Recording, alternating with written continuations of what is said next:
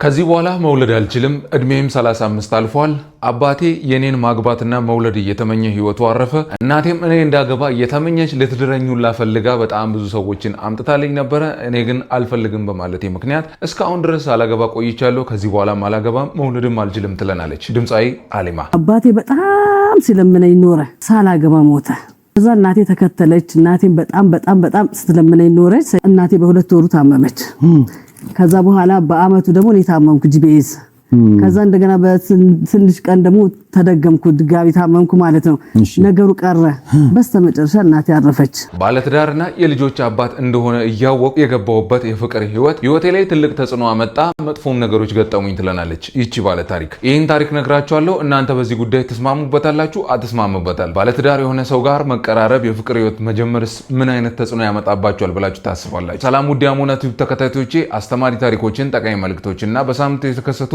አባይት ጉዳዮችን ማግኘት ከፈለጋችሁ ትክክለኛ ቦታ ነው የመጣችሁት ስለዚህ ይሄን ቪዲዮ ላይክ እና ሼር በማድረግ ጀምሩ በቀጣይ መሰራላችሁ ቪዲዮዎች ቶሎ ወደ እናንተ እንዲመጡ ከፈለጋችሁ የደወል ምልክቷን መጫን እንዳትረሱ ወደ መጀመሪያ ጉዳያችን ስንገባ ሰይፉ ፋንታውን ሾው ላይ እሁርለት ሀሊማ ድምጻዊ ሀሊማ ብዙ ጊዜ እንግዲህ የምትፈልገውን ነገር ለማስተላለፍ ስትፈልግ ወደ ሰይፉ ሾው እንደምትመጣ ይታወቃል ከ22 ዓመቷ ጀምሮ ነው ሰይፉ ሾው ላይ መቅረብ የጀመረችው እንግዲህ አሁን 35 ዓመት እንዳለፋትን ተናግራለች እናም ደግሞ በዚህ ጉዳይ ላይ ያው በጣም የሷ ትዳር ጉዳይ በሰይፉ ሾው ላይ ነው ብዙ ጊዜ ሲወራ ነበርና በ22 ዓመቷ ለመጀመሪያ ጊዜ ማግባት አልፈልግም ብላ ሰይፉ ሾው ላይ ነው የተናገረችው አሁንም ደግሞ ከዚህ በኋላ መውለድ አልችልም ማግባትም ደግሞ አልችልም ብላ የተናገረችው አሁንም በ35 ዓመቷ ሰይፉ ሾው ላይ ነውና በጣም ቅርብ ሰይፉ ወዳጅ ናት ሰይፉ እንግዲህ ታማም እንዳሳከማት ይታወቃል በጣም ብዙ ብር አውጥቶ አሳክሟታል ተብሎ ነው ሲናገር የነበረው እሷም በጣም ብዙ ከልቧ እንደምታመሰግነው እንደምትወደው ስትናገር ነበርና እናም ወደ እሷ ጉዳይ ስንገባ ደግሞ ከዚህ በፊት በ22 ዓመቷ እንደሆነ ማግባት እንደማትፈልግ ተናግራ ነበር ትዳር በጣም እስር ቤት እንደሆነ ነው ስታወራ የነበረው መታሰሪያ ነው ወይም ደግሞ ስርዓት መያዣ ቦታ ነው እኔ ደግሞ ያን ስርዓት መያዝ አልፈልግም እንደፈለኩ ነፃ ሆኜ መኖር ነው የምፈልገው ነው የምትለው እናንተ በትዳር ጉዳይ ላይ ምን ታስባላችሁ ትዳር እስር ቤት ነው ራሳችንን በጣም የምንፈልገውን ነገር ማናገኝበት ቦታ ነው ብላችሁ ታስባላችሁ ሀሊማ እንደዛ ነው የምታስበው እንግዲህ እስቲ ያለሷ ያላችሁን አስተያየት ኮሜንት ላይ እየጻፋችሁ ልቀጥል እናም አሊማ አሁን ላይ ሰይፉ ላይ ቀርባ ከተናገረቻቸው ንግግሮች መካከል አሁን ላይ እድሜ 35 አልፏል መውለድም አልችልባቸው ጊዜያቶች እየመጡ ነው አባቴም የኔን ማግባት እየተመኘ ነው ህይወቱ ያለፈው እናቴም ደግሞ የኔን ማግባትና መውለድ እየተመኘች እየፈለገች ነው ሳላገባ ሳልወልድ ህይወቷ ያረፈው ትለናለች እናም አንድ ጊዜ እንደው አረብ ሀገራት ላይ ነው እናቷ የምትኖረውና እንዳገባ ከመፈለጓ የተነሳ ጀስት ሌላ ኢትዮጵያ አረብ ሰው ወንድ እንዲያገባት አምጥታውላ ነበረ እኔ ግን አልፈልግም ብዬ ነበር ትለናለች ሀሊማ በባህሪዋ በጣም ሳቂታ ተጫዋች አይነት ሴት እንደሆነችም ታውቃላችሁና ትዳርም በጣም በቃ ከባድ ነገር አድርጋ አእምሮዋ ስለሳለች ነው መሰለኝ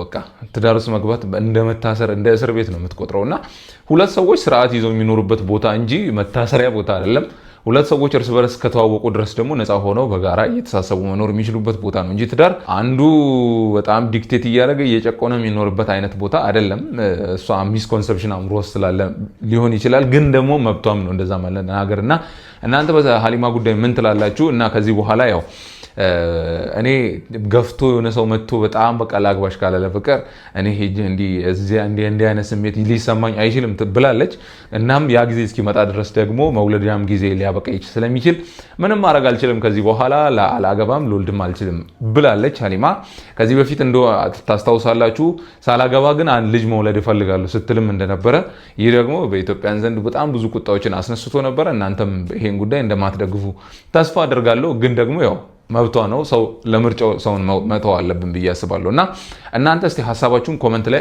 አስቀምጡ በሀሊማ ጉዳይ ወደ ሁለተኛ ጉዳይ ሳልፍ ደግሞ ባለትዳር የልጆች አባት እንደሆነ እያወቅኩ የገባውበት የፍቅር ህይወቴን አመሰቃቅሎት ነበረ ግን አሁን ድኛለሁ ትላለች ይቺ ባለ ታሪክ እኔን አግኝቶ ደህና ሆኗል አብሬው ሰውን ጥሩ ስሜት ይሰማኛል ሰው ለምንድነው አብረን ማንሆነው ራሴን ልጆች ካሉት ከሚስቱ ጋር ከተለያየ 2 ወር 3 ወር ካልሞላው ሰው ጋር ራሴን ሪሌሽንሺፕ ውስጥ አገኘሁ ማለት ምንድነው የተከሰተችው እንዴት ነው የሆነችው የሚለውን ልንገራችሁ። እንግዲህ እቺ ሴት ምን ተከሰተባችሁ መሰላችሁ? ገና እንደተወለደች ገና እሷ እናቷ ምጥ ይዟት እንደተወለደች ነው አባቷ ወይም ደግሞ የእናቷ ባል ሌላ ሴት ሄዶ እንዳገባ ለእናቷ የተነገራት እሷን እንደወለደች እና ይህ ነገር በጣም በቤተሰቧ በጣም ብዙ መጥፎ ጥላ እያጠላ ነበረ። አልፈታትም እናቷን፣ ግን ደግሞ ሄዶ ሌላ አግብቷል፣ እዚህም መጥቶ ይኖራል። በጣም ሚስኮንሰፕሽን ነበረ። እናም በህይወቷ ስታድግ ደግሞ የአባቷንም ፍቅር በትክክል አላገኘችም።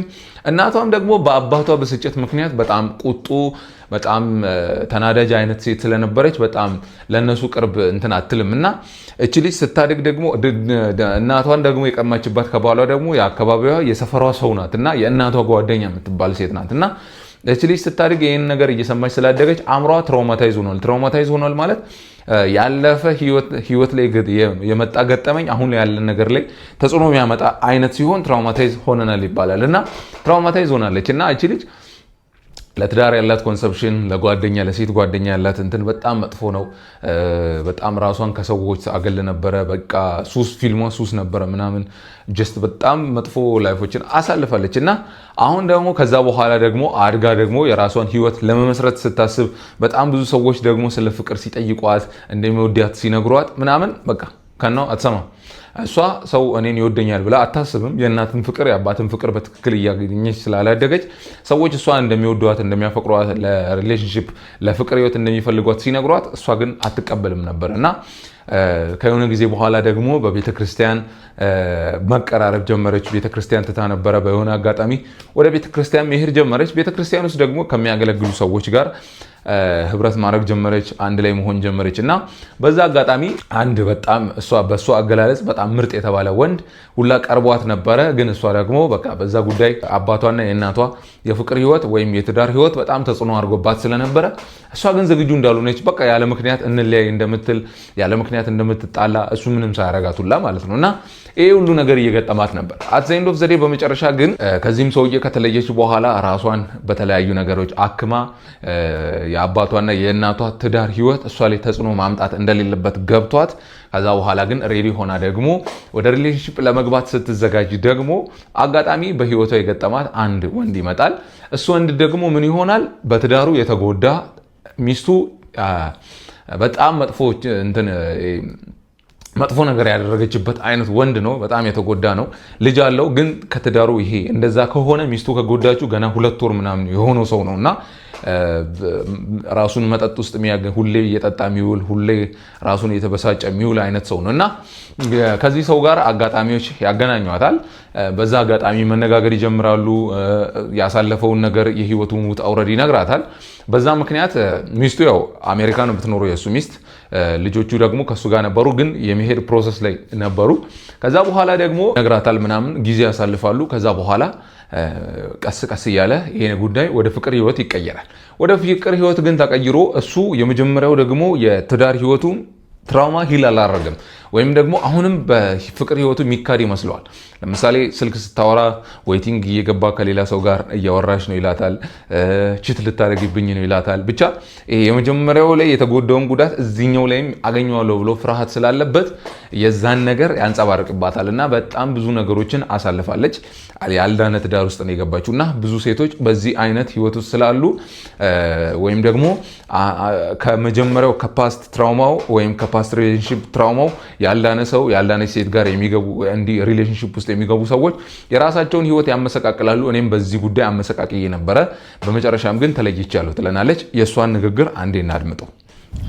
አንዲት ሴት የሆነን ወንድ ስትመርጥ ልርዳው ብላ መምረጥ የለባትም። ላድነው ብላ መምረጥ የለበትም። የሆነ የቆመ ሰው ገብቷል፣ ስቴብል የሆነ ሰው እሱ ህይወት ላይ ብትሄድ ያለውን ነገር ልታበዛለት የምትችል ሰው እንጂ ህይወቱን እቀይራለሁ ህይወቱን እለውጣለሁ። ሰው እግዚአብሔር ካልለወጠው ሰውን ሰው አይለውጠው። እናንተ በዚህ ጉዳይ ምን ታስባላችሁ? ሰው በቀድሞ የፍቅር ህይወቱ ተጎድቶ ሊሆን ይችላል፣ የተለያየ አይነት ነገር አሳልፎ ሊሆን ይችላል። የዛን ግን ተጽዕኖ እናንተ ላይ ደግሞ ሊያንጸባርቅም ይችላል። ያልዳነ ከሆነ በአእምሮ ሳይኮሎጂካሊ የመጀመሪያውን ጉዳት እናንተ ላይ ሊያንጸባርቅ ይችላል እና ይሄ ትልቅ ተጽዕኖ ያለው ጉዳይ ነው። ስለዚህ ሰው ራሱን ማከም አለበት የዳነ ሰው ጋር ነው ወይም ደግሞ አእምሮ የቀድሞ ትራውማ ያለበት ሰው ጋር ሪሌሽንሺፕ መጀመር ጥሩ አይደለም ብዬ አስባለሁና እናንተ ምን ታስባላችሁ? የሷ ልክ ናት ልክ አይደለች የሚለውን በሀሊማም ጉዳይ ያለውን ሐሳባችሁን ኮሜንት ላይ ብትገልጹልኝ መልሼ ወደ እናንተ አቀርባለሁ። መስተካከል ካለበትም ደግሞ የሚስተካከልም ነገር ካለ ሐሳባችሁን በኮሜንት አጋሩኝ። በቀጣይ ጊዜ እስክንገናኝ ድረስ በደህና ቆዩ። በብልሃትን